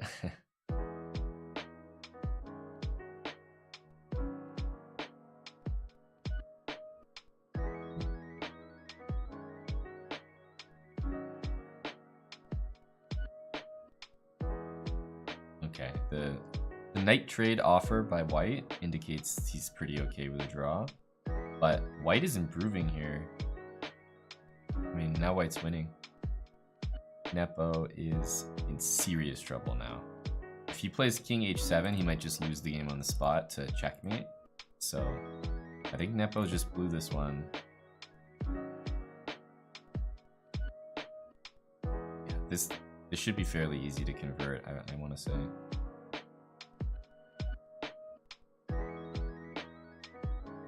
Don't really know what all these rook moves by white were, but okay, bishop g6. So what I would do is I would go bishop g6 with the rook there, because then you're kind of threatening mate. e4. Anyway, it looks like he's doing a good job. This should be a win for Sviridov, and he will take the sole lead in this tournament. Okay, this move, definitely not accurate, losing that f-pawn.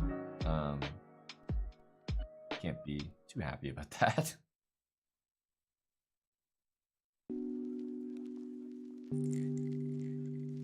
King f7 and g6. Still looks like he's doing a pretty good job. Rook a7 check coming though. White really needs a check. White needs to get rid of his damn king. That's kind of an issue. Also, by the way, bishop f4 was available there after rook e6. That would have just won the pawn. Bishop c1 again would have won the pawn. But white is not playing this well. Or should I say, you know, credit to Nepo. I think he's defending really well. Rook f6. Interesting move. Sort of puzzling. Because now, if anyone's gonna lose, it's white.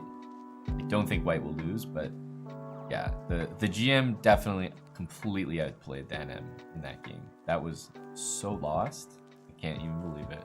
I don't know how he managed to get to this position. And by the way, why is he putting his king on the side of the board? This is so unnecessary. Yeah, it's not like he's not gonna lose this, but still, it's quite unnecessary. He's gonna go rook e3. Yep, yep. Oh my god, he's gonna win this.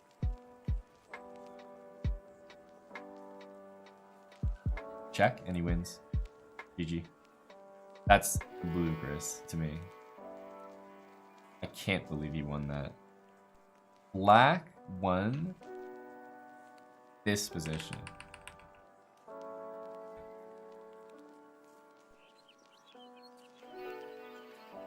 That's incredible.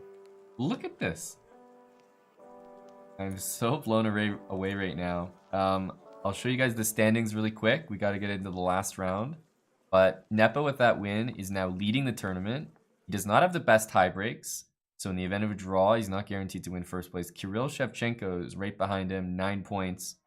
Sviridov, after that disappointing loss, is still in third place with the best tie breaks. So he's still having an amazing tournament.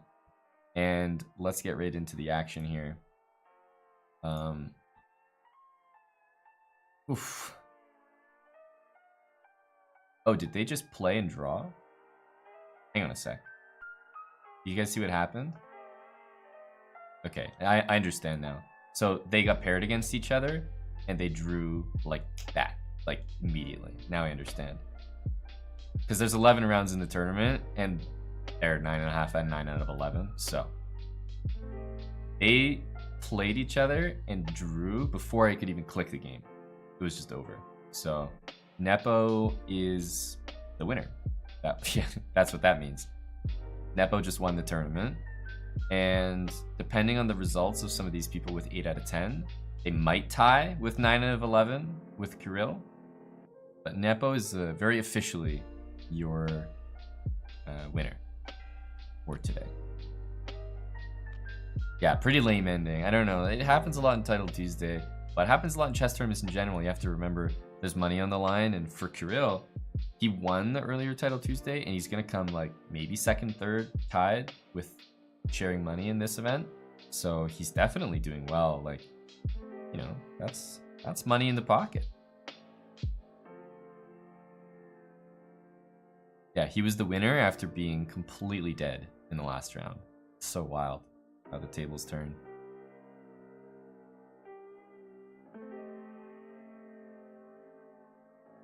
I mean, you guys are saying why would he draw, but remember, Nepo has the white pieces, and Shevchenko drawing gets him some money.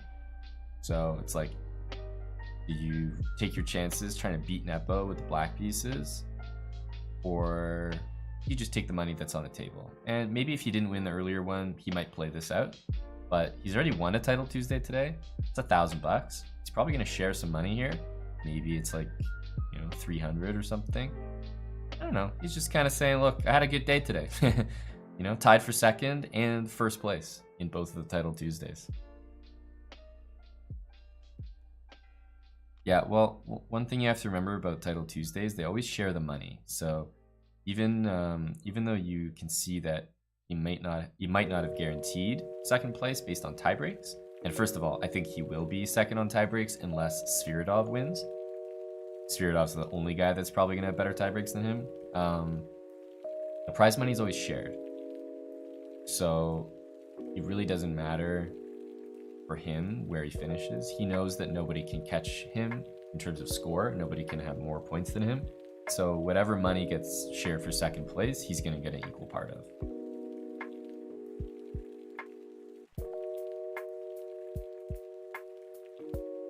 Meanwhile, in this position, I think black is just in cruise control. He's up, what, 2 pawns right now?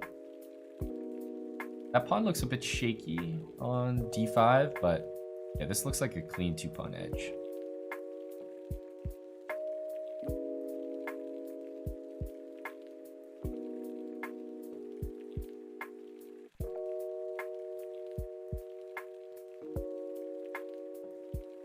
I'm gonna find Sviridov's game right now because I'm gonna check how he's doing. Queen b8 is a funny move here. Isn't queen b8 like nearly winning or something? I guess you can move the bishop. No, hang on. Queen b8 is wait, hang on a sec. Isn't queen b8 very good? Because the threat is rook takes c8 and queen takes there. If you move the rook, you lose the bishop. If you move the bishop, I play rook c8 and I take. And if you move the knight, ever you lose the rook. So isn't that winning in a weird way? Queen b8. Anyway.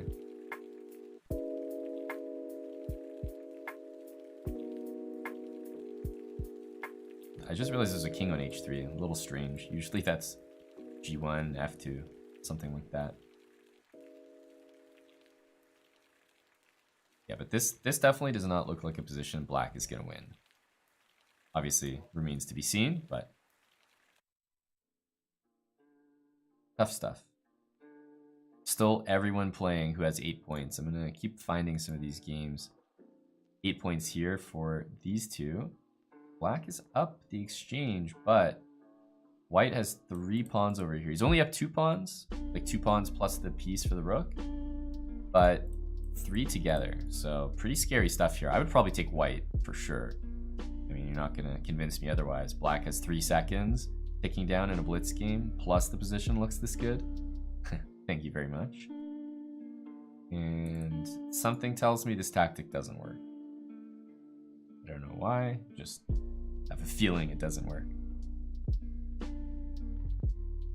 And there it is. That's the reason. Yeah, I think there was also even just takes, and bishop back with the same idea that if you take the bishop, there was bishop b6, but this is much better. Crushing stuff. So one of these guys is going to get 9 points, and it certainly looks like Little Plotkin. FIDE Master from Canada is going to have one of his best performances, I think. This is pretty easy to win. Yeah, this is just over. So that's going to be a win for Little Plotkin. Over here, black's position is looking a bit shaky here. Ooh, rook f6. Spicy move. I love it. I love it. So Misha, Nick, and Champ 2005 drew, which means they will not get to 9 points. Neither of them will. They'll be at 8.5, so they won't have probably any share of the money. I think he's just going to take and take here, and then put the bishop back on d2. Nice and easy.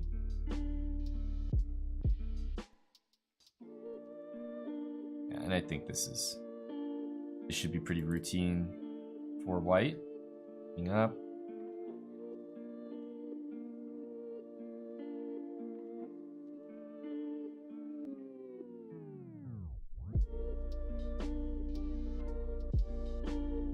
Is he an IM now? I'm not sure. I think maybe he might be, but I suppose he didn't update it on chess.com. I think if you're an FM or an IM on chess.com, there's not a big difference. Well, maybe there's 0 difference. You still can play in Title Tuesday, you still get free diamond membership as a title player, so I can understand why, you know, it's not his top priority to update the chess.com account.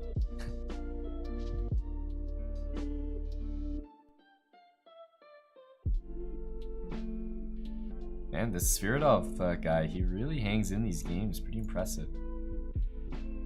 So there's currently 3 players with 9 points. And the best tie breaks by far is Kirill Shevchenko, by far.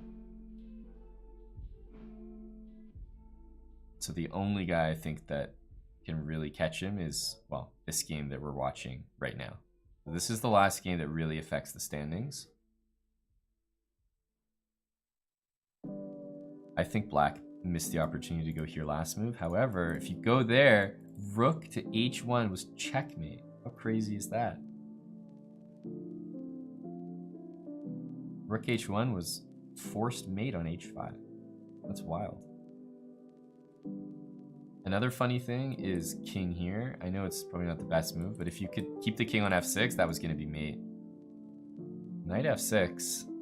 What an insane... Look at that king. You guys see that? The king just did a whole journey. And now black's king is doing a journey. He's getting right out of there. Wow, this is a fun game. I think black has the clear upper hand now, though.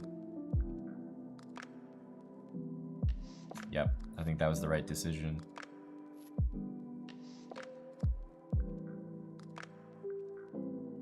Here comes the pawn. King g5, making sure the bishop can protect it. Now rook a1. And I think white's in big trouble. Should be lost here. Rook d5 wins the game. Yeah.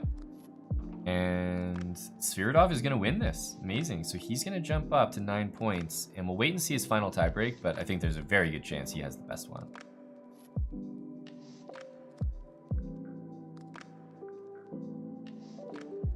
There it is. There it is. So he does have the best tiebreak. It doesn't affect the money, but what a performance. So Jan Nepomniachtchi comes in, survives against Sviridov. I don't know how he won that. That was a huge throw by white in that game we just watched last round, or 2 rounds ago. So he wins with 9.5 out of 11. Sviridov does take 2nd place on tiebreaks with 9 out of 11. Shevchenko 3rd place on tiebreaks with 9 out of 11. But there's basically 4 players with 9 out of 11 who will share the 2nd place shared prize money, essentially. So that's the way it stands. That was 11 rounds of 3+1 chess. Yeah, the NM really showed up today. I mean, he lost to Nepo and he should have been winning. Otherwise, he got 9 out of 11. It's crushing. I'll show you the standings here. You can get a full glimpse of the list. All the way down there, 8 out of 11, 7.5. Some familiar names. But yeah, there's some strong players down here, in the middle of the pack. Not even the middle, just near the top that aren't getting any prize money. You got to do so well in this tournament to really be up there with the elites and claim that prize money. 9.5 out of 11 for Nepo is an incredibly solid performance. And Shevchenko, has to be said, winning the earlier title Tuesday and then coming into this one, tying for 2nd, coming 3rd overall. There you go. And what was the poll here? The prediction? Any non-GM players to finish in top 3. And the majority, heavy majority, said no. And look at that, top 3, Sviridov, with that win in the final game, won a lot of people a lot of channel points. Look at that. Wow. Okay, that's fun. That's fun. Go National Masters. Well, guys, I stream over on the Chessbra channel. Twitch.tv/Chessbra. I was talking about my YouTube channel during the match today as well. YouTube.com/Chessbra. So you can always find myself or Grandmaster Eric Hansen there. We're 2 chess grandmasters from Canada. Like to have a bit of fun and try to make chess entertaining. So that's where you can find us, live streaming and producing content. Happy to host the show today. I will leave you guys for now. We have reached the end of Title Tuesday. Thanks for hanging out. It was a good chat today. Talked about a variety of different things, but good chat. Thank you guys for watching, and hope to see you guys soon, whether I'm playing or commentating an event like this or another one in the future. I know Chess.com has lots and lots of high-profile events coming to you in 2022, so it should be an exciting chess calendar, and I'll definitely be a part of it for numerous commentary opportunities. So I'm sure I'll see you guys again. Otherwise, bye for now. Thanks for watching. That's Title Tuesday, the late edition. Title Tuesday will be back next week. I'll see you guys soon.